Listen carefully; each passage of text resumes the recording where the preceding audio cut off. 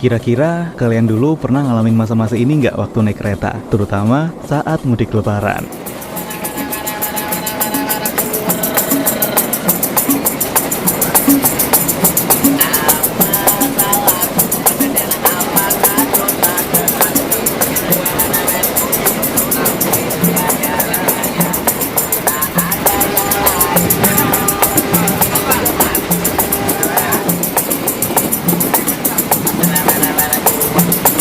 Nah, coba kalian cek foto ini juga. Foto ini diambil pada tahun 2001 oleh Bambang Supaktio dan diunggah ke Flickr. Waktu itu dia harus berdiri selama 12 jam di depan toilet karena nggak kebagian tempat duduk di kereta. Bahkan dulu hampir sebagian penumpang harus berdesak-desakan bertemu pengamen, pedagang asongan hingga kucing-kucingan dengan kondektur karena nggak punya tiket. Sekarang coba kalian bandingkan dengan foto dan video berikut ini. Nah, jauh lebih rapi, bersih, dan nyaman kan? Tapi kalian tahu nggak siapa sosok di balik perubahan besar dari semua ini? Beliau adalah Bapak Ignatius Jonan, mantan Direktur Utama dari PT Kereta Api Indonesia. Yang beliau lakukan waktu itu sebenarnya sederhana, yaitu dengan menaikkan gaji dan take home pay kepala stasiun sampai 10 kali lipat. Para pegawai lainnya yang juga sebelumnya mendapat gaji rendah, kemudian dinaikkan agar berdampak pada kinerja mereka. Menurut Pak Jonan, penghasilan karyawan punya korelasi kuat dengan kualitas kerja. Selain itu, Pak Jonan juga mengajarkan pola kerja yang mempermudah semua pihak. Beliau mengambil inisiatif untuk memberikan pelatihan dan pengembangan kepada karyawan untuk meningkatkan kompetensi mereka. Karena pada saat itu, hampir setengah karyawan dari PT KAI hanya lulusan SD atau SMP. Nah, gimana pencapaian Pak Jonan selanjutnya? Masa-masa sebelum Pak Jonan bergabung, PT KAI dilanda kerugian mencapai 150 miliar rupiah.